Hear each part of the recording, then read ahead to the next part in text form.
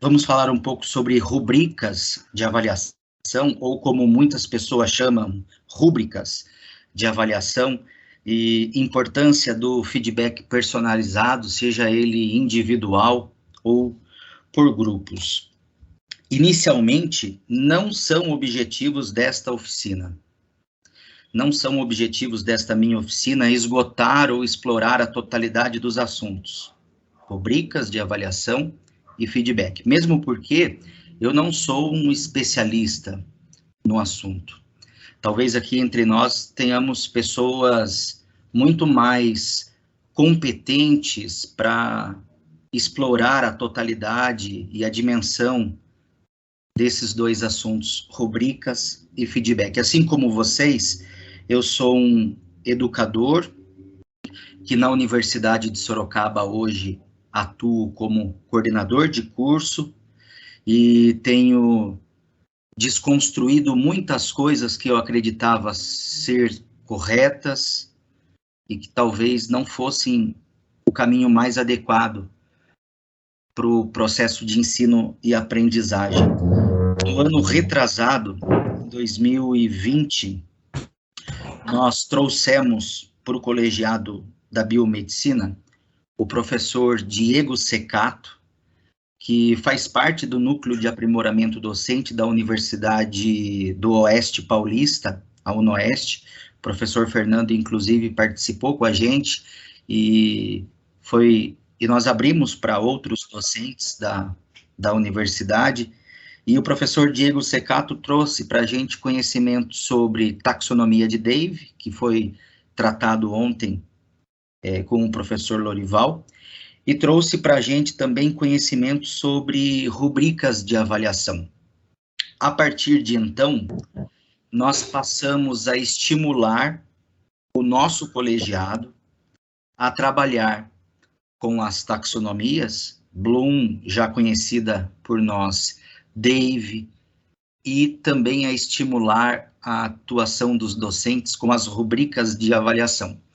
Não são todos ainda que no colegiado da biomedicina trabalham com as rubricas, porque é um processo gradual. Como o Lorival disse ontem para a gente, não adianta agora, com tanta informação, a gente sair por aí tentando modificar todos os componentes curriculares que a gente trabalha, que a gente não vai dar conta. Então, talvez, de maneira cadenciada, um a um, a gente incrementando com as taxonomias, incluindo nos cronogramas, utilizando efetivamente nas práticas, como a taxonomia de Dave, aplicando trabalhos por meio de correções usando as rubricas de avaliação, experimentar o feedback, talvez seja um começo, isso gradativamente. Então, eu venho falar para vocês como um educador que está buscando se desconstruir para reconstruir, e a gente no colegiado de biomedicina tem tentado fazer isso juntos, dia após dia, e eu trago um pouco dessa experiência. Esse é o lugar que eu estou, ocupo e venho falar para vocês. Não tenho a pretensão de indicar uma condição única de trabalho e conduta em sala de aula, não é esse o objetivo, e muito menos engessar de qualquer forma ou suprimir a autonomia docente em sala de aula.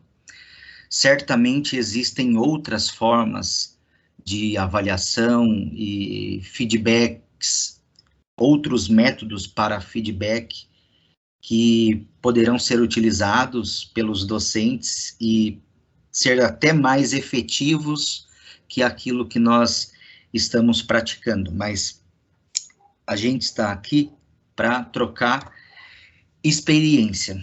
Então, eu não sei se você já teve contato direto com rubricas de avaliação, mas talvez você já tenha trabalhado com algo muito semelhante, que são os checklists. Existem semelhanças, existem diferenças. Eu, particularmente, não sei hoje qualificar para vocês as diferenças e as semelhanças entre as rubricas e o checklist, mas as rubricas de avaliação visam avaliar o nível de proficiência dos estudantes.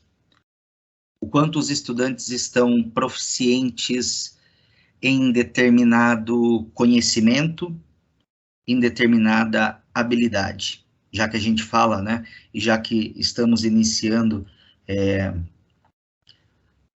os componentes curriculares na matriz 2022, que é o currículo por competências, currículo que, como o Rafael disse para a gente ontem à noite, envolve as atividades de ensino, extensão e pesquisa, as rubricas de avaliação visam avaliar o nível de proficiência dos estudantes. O professor Lorival, ontem, ele nos explicou que a taxonomia de Bloom, ela possui vários níveis que podem ser demonstrados como uma pirâmide ou uma escada, e a gente parte do nível 1 até o nível mais elevado. A gente parte dos níveis mais básicos até os níveis de mais alta abstração, onde o aluno deve analisar, sintetizar, avaliar, isso na taxonomia de Bloom não revisada, né, que nós temos algumas modificações, e vale a pena depois ler o artigo sobre essa taxonomia revisada, porque tem ali também vários verbos que vão nos auxiliar tanto para a elaboração dos objetivos educacionais, quanto para a aplicação das tarefas dentro de cada nível da taxonomia de Bloom. Então, se, por exemplo, durante um componente curricular, durante uma aula, num componente curricular, você for trabalhar no nível somente do conhecimento, se durante um componente curricular, numa aula desse componente curricular, você for trabalhar somente no nível de conhecimento, é ideal que o processo avaliativo, ele ocorra de maneira continuada ao longo do semestre, aula a aula, e que você tenha uma forma clara e objetiva de avaliar esse conteúdo que foi passado. Se na outra aula você está trabalhando no nível de compreensão, também é adequado que as avaliações não ocorram somente de forma bimestral, mas de maneira continuada, que essas avaliações sejam também formativas, não somente somativas. A gente vai ter uma oficina sobre tipos de avaliação, e ao aplicar essa avaliação nesse nível de compreensão, eu preciso ter uma forma clara, objetiva e justa para avaliar esses alunos. E as rubricas de avaliação, elas vêm ao encontro de nos fornecer uma forma mais clara, objetiva e justa de avaliação, sem, ou pelo menos com um mínimo de subjetividades e viés, tá?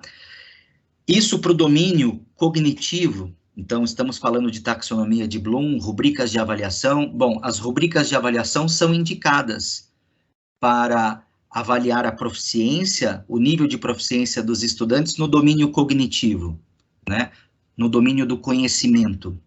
Mas as rubricas de avaliação também são importantes para avaliar o nível de proficiência do domínio psicomotor, das habilidades. E ontem também relembro a oficina do professor Lorival, que mostrou para a gente que uma das taxonomias que podem nos servir como instrumentos para as aulas práticas, para hierarquizar o nível de conhecimento, compreensão dos alunos durante as aulas práticas, é pela taxonomia de Dave. E daí a gente tem também, no formato de pirâmide, do conhecimento mais básico até os níveis mais altos, elevados de abstração. Então, a gente sai da imitação, vai para manipulação, precisão, articulação e naturalização. Durante as nossas oficinas, a gente vai falar, por exemplo, sobre o OSCE.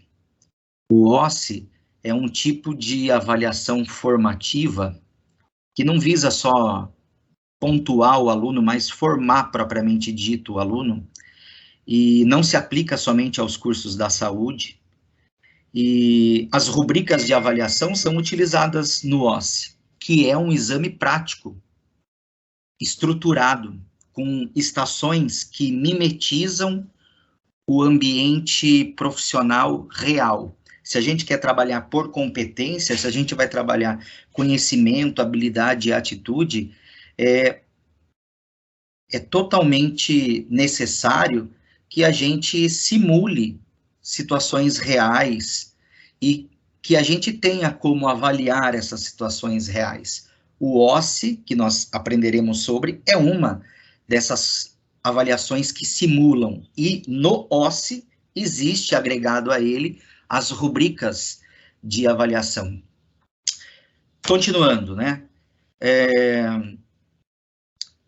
As rubricas de avaliação possuem alguns objetivos e características. Entre os objetivos e as características das rubricas de avaliação, nós temos diminuir a subjetividade nas avaliações, tornando o processo avaliativo mais claro, objetivo e justo, indo diretamente ao encontro da oficina que foi ministrada pela professora Daniele de Oliveira. O quão subjetivo é as nossas avaliações? Sempre há um certo grau de subjetividade nas nossas avaliações. Por mais que nós não queiramos, sempre haverá um certo grau de subjetividade, aquilo que a gente espera que seja a resposta correta, mas que não necessariamente virá como a resposta que nós gostaríamos que fosse.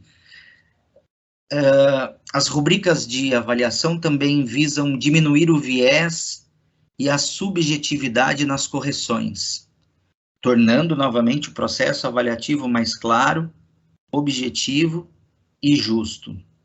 Eu acho que vocês também devem ter passado por isso, mas muitas vezes corrigindo prova ou um trabalho, é natural que após um tempo nessa correção, você até se depare assim com a situação de que, puxa, mas parece que eu corrigi isso diferente num outro trabalho, numa outra prova, ou quando você não tem essa percepção, um aluno traz para você, professor, você não considerou isso e aquilo, minha nota foi menor, porque nós não temos um fio condutor para sistematizar o processo, não para engessar o processo, mas para sistematizar o processo.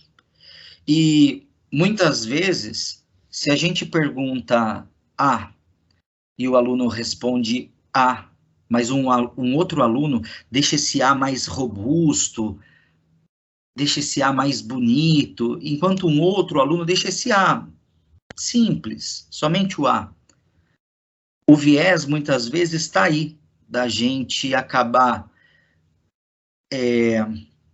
pontuando mais aquele A robusto e bonito e pontuando menos aquele A mais simples, menos robusto e etc. Com as rubricas de avaliação, esse viés e essa subjetividade desaparece. Eu passei a utilizar as rubricas de avaliação no primeiro semestre de 2021.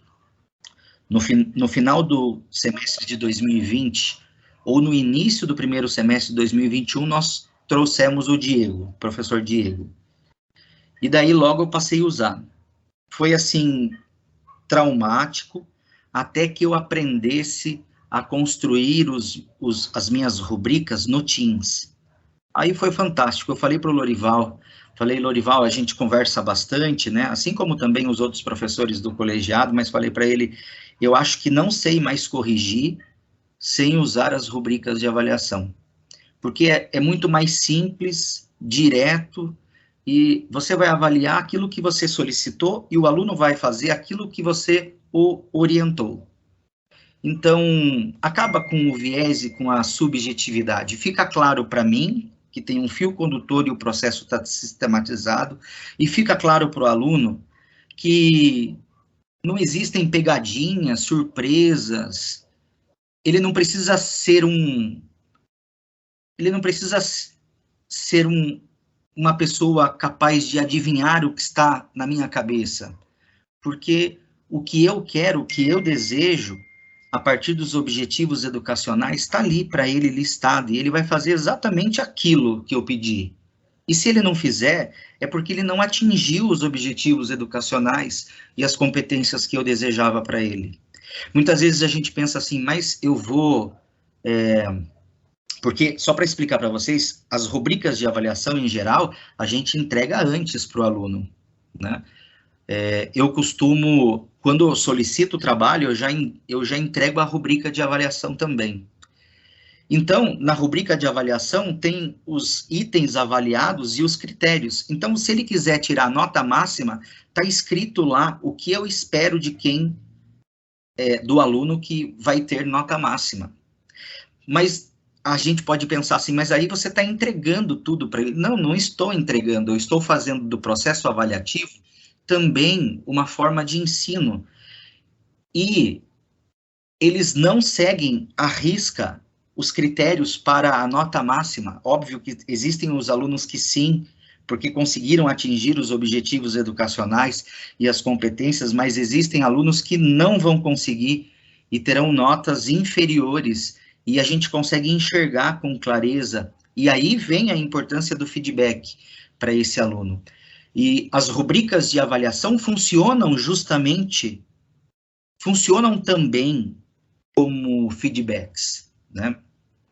Então, entre outros objetivos e características das rubricas de avaliação, nós temos a padronização dos critérios avaliativos e a possibilidade de informar previamente aos estudantes quais serão esses critérios. Então, eu entrego para eles, no primeiro semestre de 2021, eu entregava antes, no início do semestre. No segundo semestre de 2021, quando de fato eu consegui implementar as rubricas nas minhas aulas, eu entregava junto com as atividades. E, acredite, as discussões sobre nota, as discussões que colocam você em xeque por conta de uma forma que você avaliou, isso praticamente desaparece. É a minha experiência ao utilizar essas rubricas, né? Semelhante ao checklist, como eu disse, útil em avaliações e trabalhos em geral, mas eu devo dizer para vocês que eu não utilizei em avaliações. Nas minhas avaliações bimestrais, eu não utilizei. Eu fiz uso nas avaliações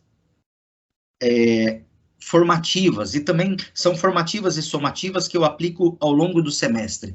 Não necessariamente são avaliações, são trabalhos que contam como avaliação e que visam formar o aluno porque tem o feedback, visa formar o aluno porque eu oriento ele antes da avaliação. Então, para esses trabalhos, né, que eu estou chamando de avaliação, eu fiz o uso das rubricas. Para as provas, propriamente dito, né, bimestrais, etc., com 10 questões, eu não tenho feito uso, mesmo porque eu tenho utilizado o máximo de questões optativas, utilizando as rubricas de avaliação, o máximo de questões optativas utilizando a taxonomia de Bloom e os diferentes níveis, e quando eu solicito questões dissertativas, na questão eu tento esmiuçar exatamente o que eu quero. Eu tento ser bem didático na minha questão para diminuir totalmente a possibilidade de o aluno entender que eu estou solicitando uma coisa e responder outra. Inclusive, são pontos que eu chamo a atenção dele quando a gente está em sala de aula, às vezes você pergunta uma coisa, o aluno responde completamente outra, e isso pode ocorrer não porque o aluno vem mal formado, porque não sabe interpretar e etc., mas porque pode, como disse a professora Daniele, haver um ruído entre o docente e o discente, né? Cabe a nós a reflexão, se existe ou não esse ruído e como corrigir esse ruído e etc., né? As rubricas de avaliação possibilitam um feedback imediato, sem viés ou julgamentos. Então, esse daqui é um exemplo de um cronograma que eu entrego para os alunos. Esse é um cronograma de imunologia. Eu entrego esse cronograma, mas obviamente sem essa terceira parte aqui, olha. Essa terceira parte dos verbos eu acrescentei para a gente aqui. Mas eu tenho lá os dias das aulas, eu tenho o tema de cada aula, quantas aulas para cada tema, etc. E eu tenho as competências que eu desejo que o aluno adquira ao final daquela aula, ou daquele grupo de aulas e etc. Essas competências não surgiram da minha cabeça. Essas competências, elas elas foram determinadas pelo colegiado, estão em projetos pedagógicos, estão no plano de ensino. Então, elas estão no conteúdo programático do plano de ensino. Nosso plano de ensino hoje na Uniso, ele não tem o espaço para a gente colocar as competências, conhecimentos, habilidades e atitudes. Terá agora, a partir do currículo 2022, dos planos que estão e serão inseridos agora até a metade de fevereiro. Mas, desde 2020, 2021, a partir do curso de farmácia, a Magali encabeçou essa frente, nós passamos a inserir os verbos da taxonomia de Bloom nos conteúdos programáticos da matriz 2020. Então, o que nós estamos vendo aí de competências são os verbos da taxonomia de Bloom aplicados ao conteúdo programático, por exemplo, do componente de imunologia. Então, quando eu falo de células do sistema imunológico, eu tenho um objetivo para aquela aula. Meu objetivo é que os alunos sejam capazes de reconhecer quais são as células do sistema imune, suas funções e características. Fazendo aqui fazendo um exercício de memória, buscando o que o Lorival trouxe para a gente ontem, quando eu busco reconhecer, eu estou trabalhando no nível mais básico da taxonomia de Bloom. Eu estou apresentando ao aluno as células, suas funções e principais características morfológicas. Então, eu não posso solicitar que esse aluno avalie, faça uma síntese, justifique, não. Eu tenho que trabalhar solicitando atividades que estejam ali inseridas nesse nível mais básico de competência, que é o conhecimento. Aí vem os verbos que eu coloquei aqui para a gente. Então, eu vou pedir para ele escrever, listar, rotular, nomear, dizer, definir, reconhecer, ok? Posso pedir para ele aqui listar ou escrever, mas de uma forma mais lúdica, construindo, por exemplo, um mapa mental. A gente vai ter oficina sobre mapa conceitual, que se aplica muito bem ao segundo nível da taxonomia de Bloom, de compreensão, mas o mapa mental é para ele só colocar as informações no papel de uma forma organizada. Posso usar o mapa mental para essa atividade e faço uso do mapa mental para tentar compreender se de fato eles conseguem reconhecer quais são as células do sistema imune, identificando para mim, listando para mim no papel quais são elas, suas funções e características morfológicas. Então, a partir do tema da minha aula, a partir do meu objetivo, que é desenvolver essa competência, a partir dos verbos, eu vou solicitar para o aluno uma certa atividade. Então, desenvolva um mapa mental, listando as células da imunidade e as suas características morfológicas e funcionais. Estou dando o exemplo da minha área, tá? Mas isso se aplica a todas as outras áreas. dizendo assim para o aluno, né, olha, ao final da aula, desenvolva um mapa mental para mim e liste as células da imunidade, as suas características morfológicas e funcionais. É uma coisa muito... Eu estou dando para ele o critério que será avaliado, mas de uma maneira muito subjetiva e geral. A rubrica de avaliação vem para desfazer isso. Então, eu posso construir uma rubrica como essa, que está aqui em tela para vocês, partindo da pontuação maior para a pontuação menor, partindo do conceito maior para o conceito menor.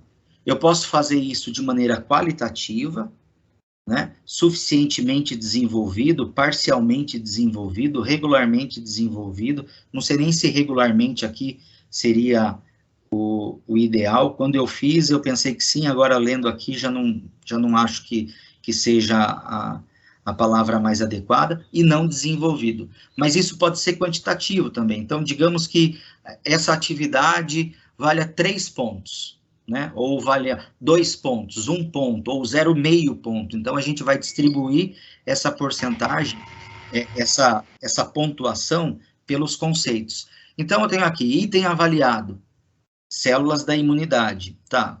Então, para que o aluno tenha 3 pontos, o que ele precisa? Listar cada um dos leucócitos, que são células da imunidade, e células residentes, que são células da imunidade, e ao menos 2 características morfológicas e funcionais para cada célula.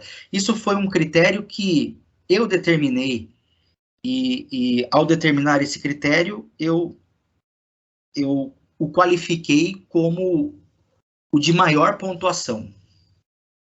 E o parcialmente desenvolvido? Listar ao menos 3 leucócitos e 2 células residentes e ao menos 1 ou 2 características morfológicas e funcionais para cada célula. Eu elaborei o critério e considerei ele como um critério parcial. O critério regular, né? Não de regularidade, mas de um desenvolvimento de uma tarefa regular, do ponto de vista negativo. Listar ao menos 2 leucócitos e 1 célula residente e ao menos 1 característica morfológica e ou funcional para cada célula. Então, aqui eu tenho um fio condutor para minha correção. Eu vou ler aqui, eu vou pegar o trabalho do aluno e eu sei de fato o que eu preciso avaliar. Não vou avaliar nada além disso. O A magrinho ou o A mais robusto, talvez eu me interesse mais pelo A menos robusto ou pelo A mais robusto, não importa. O importante é o A, o fio condutor. Se eu quiser avaliar o A mais robusto ou menos robusto, eu vou inserir um item adicional aqui, que eu posso colocar como formatação ou indicação de referências bibliográficas ou informações adicionais da literatura, são itens a mais. E daí sim, com esses itens a mais, eu posso avaliar o A mais ou menos robusto. Mas fora isso, eu vou avaliar exatamente o que eu solicitei, sem viés, sem subjetividade. E essa rubrica eu encaminho para o aluno no dia que eu passei a atividade. Então, ao chegar, por exemplo, na casa dele ou na sala de aula, ele vai ver a rubrica e ele vai ler lá, bom, listar cada um dos leucócitos, são 5 leucócitos, e células residentes. Bom, estudamos 3 células residentes, e ao menos 2 características morfológicas e funcionais para cada célula. Então, se ele construir ali, se ele desenhar um mapa identificando isso para mim, tá perfeito. Eu vou compreender, eu vou entender que ele atingiu os objetivos educacionais. Ah, mas você está entregando isso para ele e ele vai copiar de algum lugar? É óbvio, ele vai buscar essas informações para construir o trabalho, e isso faz parte do processo de ensino. Mas vai ter aquele aluno que não conseguiu atingir os objetivos educacionais, que não ficou claro para ele o que é leucócito, o que é célula residente, o que está no sangue, o que está no tecido, não ficou claro para ele o que é morfologia, o que é função, e ele vai bater aqui no parcialmente desenvolvido, ou no regularmente desenvolvido, ou se eu não trabalho de maneira qualitativa, ele vai bater aqui no ponto 2, no ponto 1, ou ele não vai entregar, ou ele vai entregar atrasado. Eu posso colocar aqui que a entrega fora do prazo é um critério para diminuição de nota ou para zero, mas vamos colocar assim que está tudo sobre a mesa. O aluno sabe o que você quer e não precisa adivinhar. E você sabe o que precisa fazer ao corrigir. Então, vejam, a gente pode usar conceitos quali ou quantitativos, incluir um número maior de itens avaliados aqui. Então, eu estou avaliando aqui células da imunidade, morfologia e função, mas eu poderia colocar aqui só células da imunidade e criar um outro item aqui, ó, morfologia e função, e criar um outro item aqui, criatividade, né, e ir acrescentando esses itens. Eles terão 3 pontos aqui, 2 pontos aqui, 1 ponto aqui, 0 ponto. Mas quanto mais itens eu acrescentar, óbvio que vai mudar a porcentagem, que isso aqui vai pontuar, que esse item vai pontuar, que esse item vai pontuar, que esse item vai pontuar. Isso dificulta um pouco a nossa correção na mão. Mas daí existe o quê? Existe a plataforma Teams. E o Léo e o Lorival darão para a gente, na próxima semana, uma oficina sobre como elaborar questões, avaliações e rubricas de avaliação no Teams. E daí é muito bom. Isso daqui é um tipo de rubrica para um relatório que eu solicitei ao curso de farmácia. É um tipo de rubrica para um relatório que eu solicitei à farmácia e fiz no Teams.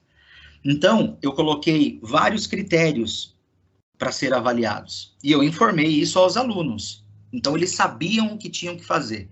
Então, eu falei, olha, eu vou avaliar, a introdução é um critério a ser avaliado, o objetivo é um critério a ser avaliado, materiais e métodos é um critério a ser avaliado, resultados é um critério, que daí não deu para printar a tela aqui para gente. Discussão é um critério avaliado e bibliografia é um critério avaliado. Por isso que a porcentagem de ponto ficou tão quebrado, mas não importa, porque o Teams calcula isso para gente. Então, aqui como que eu fiz aqui? O Teams, ele deixa você qualificar ou quantificar a pontuação. Então, excelente, bom, razoável e ruim. E o ruim ainda, meu ruim não foi nem 0, foi 0,5. Né? Então, na introdução, o estudante abordou as metodologias de Faust e Hoffman e indicou as referências no texto. Essas são 2 metodologias parasitológicas para exame de fezes. Né? O estudante abordou parcialmente as metodologias de Faust e Hoffman e indicou as referências no texto. Eu fui criando os critérios, né? Para o objetivo está claro, conforme descrito em sala, porque eu fiz com eles em sala o objetivo. Eu desenhei com eles, ó, o objetivo da aula é esse é o objetivo que tem que ir para o relatório. O objetivo está parcialmente claro, o objetivo difere do que foi descrito em sala, mas atende minimamente ao trabalho. Não há objetivo, porque tem aluno que não coloca objetivo. Materiais e métodos, o estudante aborda todos os materiais e equipamentos e reagentes que foram utilizados em sala e por aí afora. Talvez a gente aprende muito que é difícil elaborar esses critérios aqui. Não é fácil, e a gente só vai aprender fazendo. E eu também não sei fazer, eu também estou aprendendo. Tem rubricas que eu produzo, que depois de um tempo eu vou olhar para elas e eu me assusto, porque elas não estavam boas. E talvez hoje, aquela que eu fiz agora estivesse melhor, mas talvez amanhã, quando eu olhar para ela, voltar para ela, também não esteja. É um processo de evolução, de construção e etc. Mas daí você diz assim, mas Eric, a gente está voltando para o ambiente presencial, como que a gente vai usar a rubrica de avaliação no Teams? Olha, eu digo para vocês uma coisa, assim, o que eu tenho feito, tá? Não significa que é o que a gente deve fazer. eu não recebo mais atividades em papel. O que eu solicito para os alunos em sala de aula eles produzem e eles me enviam via Teams, mesmo à mão. Eles me enviam a foto no Teams. E é muito simples no Teams, e a gente vai aprender isso. Eu vou abrir lá a atividade do aluno. Quando eu abrir a atividade do aluno, ao lado da atividade, abre a rubrica para mim. Aí eu vou olhar para a atividade e vou vir aqui no critério 1. Ah, o estudante abordou as metodologias. Ok, eu clico aqui. Clico aqui. O Teams já cadastra esse ponto. Bom, o próximo é o objetivo. Então, vamos lá no objetivo. Ah, o objetivo está parcialmente claro. Ah, não, ele não descreveu. Então, eu clico aqui. O Teams já computa a nota. Depois que eu finalizar de passar por toda a rubrica, ele me dá a nota final do estudante, eu libero a nota para o estudante recebe a rubrica, e aonde eu cliquei. Então, ele sabe que ele abordou as metodologias, indicou as referências no texto. Ótimo. Ele sabe que o objetivo diferiu do que foi escrito em sala, mas atendeu minimamente ao trabalho. Então, ele fala, nossa, mas o que aconteceu? Eu não copiei, eu copiei errado, né? Ele vai voltar lá e verificar o que ele fez de errado e etc. E ele vai entender que para ele ter tido a nota máxima, ele precisava de um objetivo claro, conforme descrito em sala de aula. Foi descrito para ele. Então, não é o melhor feedback do mundo, mas a rubrica de avaliação, as rubricas de avaliação possibilitam um feedback tal como aquele retorno que a gente faz das provas, quando a gente faz, também possibilita um feedback. Talvez não seja o feedback mais adequado, porque é um feedback coletivo, e as avaliações muitas vezes estão carregadas de subjetividade e viés, mas é um feedback, né? Quando a gente faz a devolutiva da prova e etc. Então, assim, a gente vai começar a falar agora sobre os feedbacks, e, como eu disse para vocês, é uma ideia geral sobre as rubricas de avaliação. Eu não sou um especialista no assunto, mas tenho tentado buscar e trazido professores para colaborar com a gente e para que a gente possa aprender. E no colegiado de biomedicina tem dado certo. A gente está caminhando ainda. A gente precisa aprender e evoluir mais. E isso que a gente está fazendo aqui hoje faz parte do processo, né? Porque a gente consegue aprender fazendo, assistindo, trocando informações e lendo, né? E depois eu vou deixar algumas referências para a gente sobre o assunto. Os feedbacks. Os feedbacks visam gerar reflexões sobre as ações e o aprendizado. Feedback visa gerar reflexão sobre as ações e o aprendizado, gerar conexões. E eu digo para vocês o seguinte, qual é o nosso papel como educador? Não seria esse o nosso papel como educador?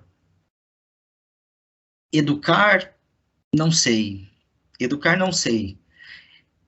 Einstein dizia que educar verdadeiramente não é ensinar fatos novos ou enumerar fórmulas prontas, mas sim preparar a mente para pensar. Paulo Freire diz que ninguém educa ninguém, ninguém educa a si mesmo. Os homens se educam entre si, mediatizados pelo mundo.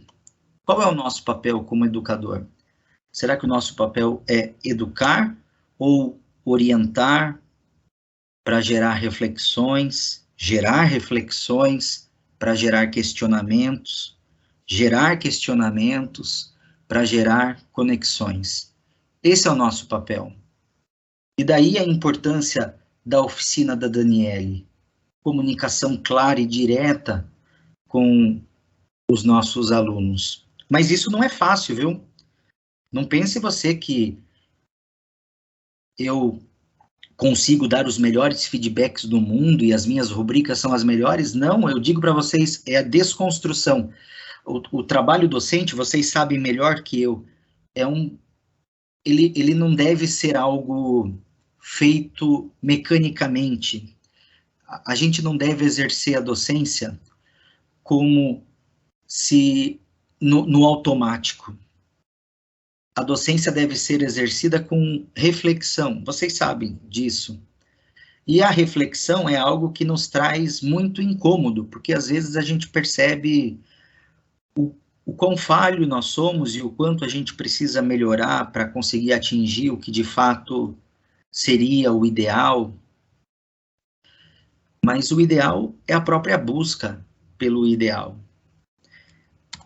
Bom, algumas reflexões sobre feedbacks.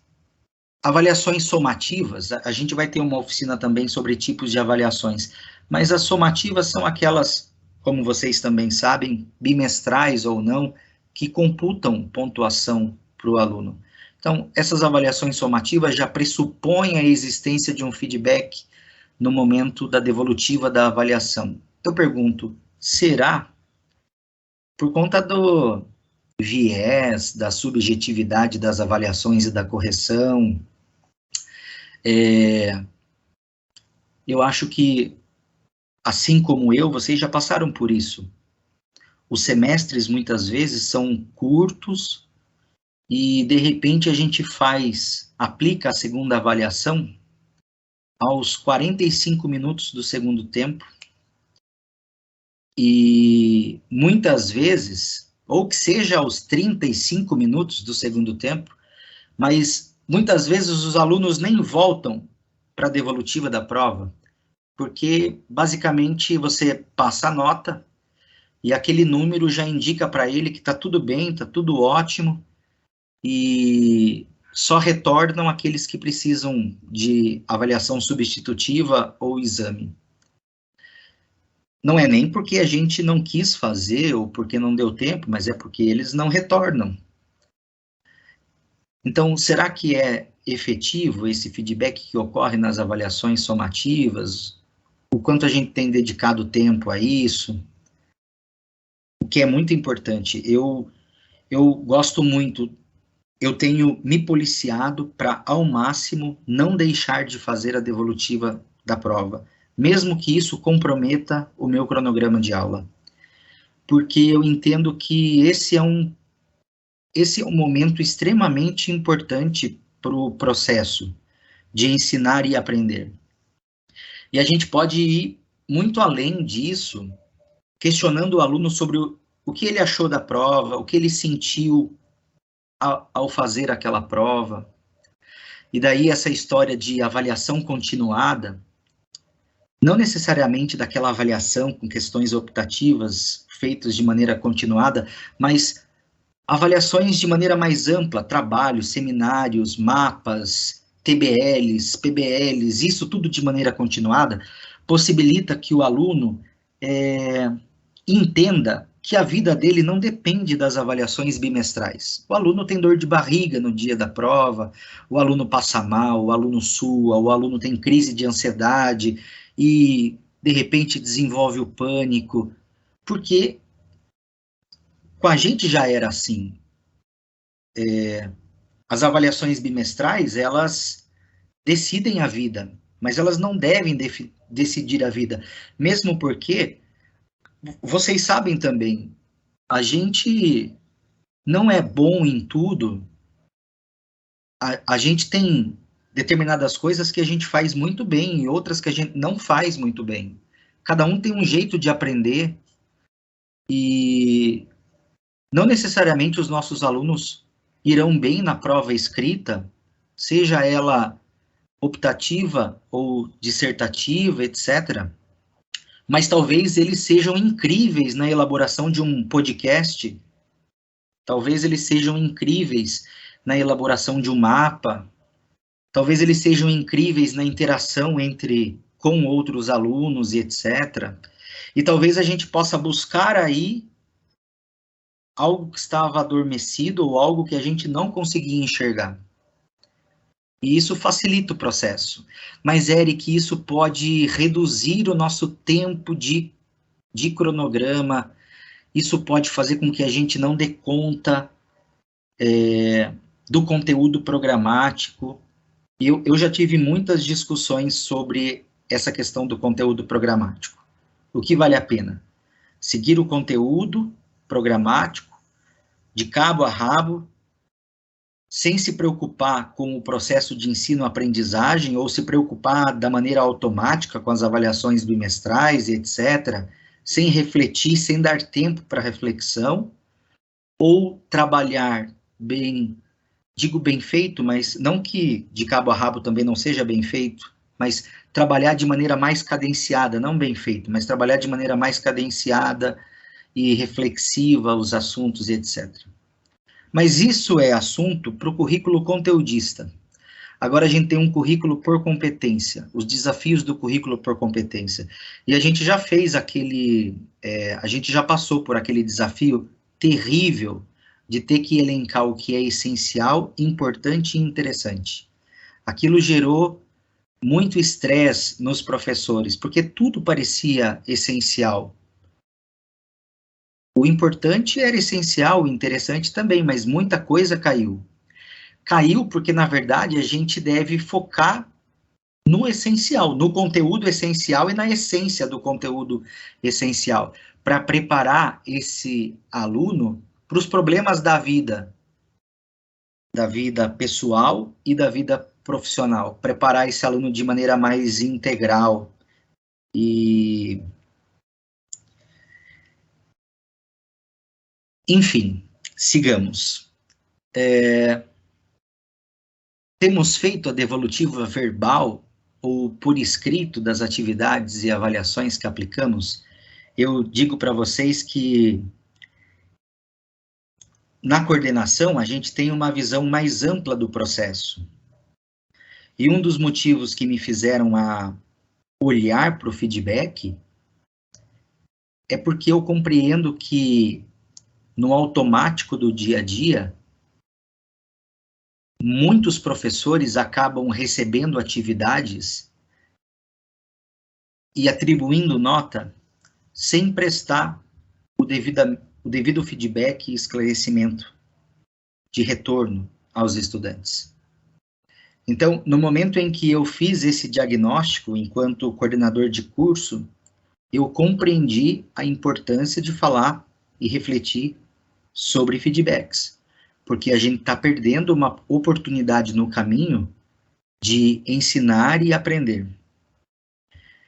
E talvez esse modelo exaustivo de dar conta não seja o ideal, mas é aquilo que eu disse. Ficou para o currículo conteudista essa discussão. No currículo por competência, a gente vai focar no essencial e na essência do essencial, no saber fazer e no ser, no chá, né, nos conhecimentos, habilidades e atitudes. E é importante que a gente tenha tempo e dê tempo para o aluno refletir sobre o conhecimento, sobre a habilidade e etc. Temos feito a devolutiva quando fazemos em tempo ou temos feito isso tardiamente? É importante que o feedback ocorra o mais rapidamente possível, mais rápido possível, mais próximo possível da finalização da atividade. A gente fez o exame de práticas biomédicas por estações, que é uma adaptação do OSCE, no semestre passado, e na segunda aplicação do EPEB, né, adaptado do OSCE, a gente não conseguiu fazer o feedback na hora, a gente programou o feedback para depois, e esse depois ainda não chegou, a gente não conseguiu fazer o feedback. Falha nossa. Ponto para nossa reflexão. Agora, não adianta mais chamar a turma e querer fazer um feedback de algo que aconteceu lá atrás. A turma continua com a gente, mas não adianta mais. Precisamos nos organizar, precisamos compreender a importância do feedback para não deixá-lo de lado, para fazer com que ele ocorra de fato, né?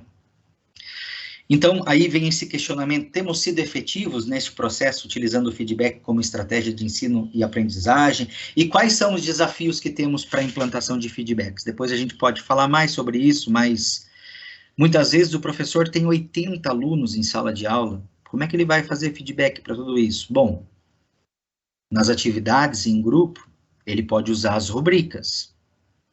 Ele já ganha aí o feedback associado à rubrica. Nas atividades avaliativas, bimestrais, ele pode fazer a devolutiva em sala de aula, efetiva, refletindo sobre a prova, e ele pode não dar um feedback individual, mas se ele divide a turma em grupos, ele pode dar esse feedback para cada grupo, diminuindo assim o número de grupos ou alunos que irão necessitar dessa intervenção mais direta. Essa é uma saída. E a gente tem que procurar esses meios, né? Para falar um pouco sobre características de um feedback efetivo. Quais são as características de um feedback efetivo e os fatores que limitam a sua eficiência? Isso aqui é extremamente importante. O feedback não deve ser uma crítica. E o feedback não deve conter julgamentos pessoais. Pronto, a gente já sabe disso. Qual é um fator limitante para os feedbacks? Ser uma crítica e conter julgamentos pessoais. São fatores limitantes que podem negativar aquilo de importante que o feedback teria. O feedback também não deve ser um elogio. Simplesmente um elogio. Seu trabalho está ótimo, ponto final, e envia para o aluno. Isso não é um feedback, isso é um elogio. O feedback deve ser mensurável, concreto. Você pode elogiar, mas você também deve trazer alguma informação construtiva para o aluno, porque senão é igual a nada. O feedback deve ser minimamente generalista e muito mais específico. Não dá para fazer feedback de tudo, mas você pode, dentro de critérios de avaliação, elencar alguns deles e falar especificamente sobre eles. Ou sobre um deles. Digamos que você aplicou uma rubrica de avaliação e o aluno não conseguiu atingir alguns critérios. Bom, a rubrica se autoexplica. Existe ali o porquê e etc. Por isso que eu falo que é um feedback entre aspas. O ideal seria uma devolutiva escrita ou verbal para esse aluno, mas nem sempre é possível. Se for possível, que não seja generalista. Você precisa se esforçar mais. Isso é um feedback generalista.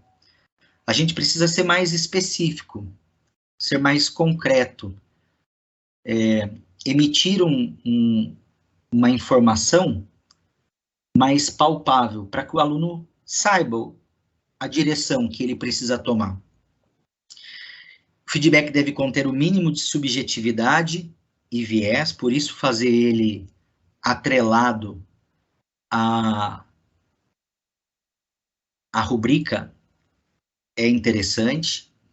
Isso ocorre no OSCE, por exemplo, né? A gente tem um examinador, então, eu vou dar um spoiler do OSCE, o aluno entra numa sala onde existe um ambiente simulado, ele vai interagir com alguém, um ator, ou ele vai fazer algum procedimento, e tem um professor ali, o examinador, de olho nele. Mas, mesmo esse examinador de olho nele, ele não vai fazer uma avaliação aleatória, ele tem uma prancheta na mão e uma rubrica. E ele vai avaliar segundo aqueles itens. E quando ele for dar o feedback, bom, a rubrica se autoexplica, mas no caso do OSCE, deve haver o feedback, ele precisa ser pontual naqueles objetivos educacionais, naqueles itens, naquelas competências. Isso diminui subjetividade e viés. Feedback deve ressaltar pontos positivos que o estudante alcançou, mas daí você pode falar assim, mas, Eric, e se ele não alcançou nada de ponto positivo? Aí cabe a nós buscar os meios de tentar trazer para esse estudante pontos positivos antes de iniciar a fala sobre aquilo que ele precisa melhorar. Não criticá-lo, não levar para o lado pessoal, mas indicar aquilo que ele precisa melhorar. O ideal é que os pontos positivos venham antes, porque o feedback não é para diminuir a autoestima do estudante, mesmo que ele tenha muitos pontos positivos por melhorar. O feedback é para dar autoestima ao estudante. É difícil fazer isso, viu?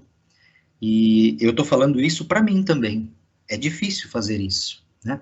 Quando o feedback contém subjetividade, viés, quando ele é generalista, quando ele não ressalta os pontos positivos, pronto. Isso são fatores limitantes para o feedback. Que mais? O feedback deve ir ao encontro dos objetivos educacionais, que Lorival falou ontem, que a gente consegue desenvolver esses objetivos utilizando as taxonomias. Eles estão no projeto pedagógico, eles estão nos planos de ensino, e o objetivo é que o aluno tenha competências, e nas competências nós também temos as taxonomias. E é a partir dos verbos das taxonomias que nós teremos os critérios de avaliação, aquilo que a gente pediu, a rubrica. O feedback deve ir ao encontro disso, não deve ser aleatório. Deve orientar o estudante sobre como alcançar o aprimoramento dos pontos que necessitam de atenção. É efetivamente mostrar o caminho das pedras, mas não caminhar por ele. É fazer o nosso papel de orientar para gerar reflexões para gerar ações, para gerar reflexões, para gerar orientações, e esse ciclo. O feedback deve ser feito o mais rapidamente possível, após a finalização da tarefa, e não ao final do semestre. O feedback pode ser verbal, por escrito, e pode ser feito de forma individual ou em grupos, porém, sem expor os estudantes. E de forma respeitosa. Sabe que, bom, vocês sabem melhor que eu, o feedback ele é importante não só no nosso ambiente entre docente e discente, mas no ambiente profissional também. Muitas vezes um feedback é muito bem-vindo, desde que ele não seja carregado de críticas, de subjetividade, de viés, que não tenha questões pessoais envolvidas, julgamentos. Um feedback é super importante para a gente saber se está no caminho certo ou no caminho errado. Eu já vi professores dando feedback a outros professores no meio dos seus pares ou em meio a estudantes. Isso é terrível, né? Isso é terrível. Isso é um gerador de conflitos. A gente não precisa disso.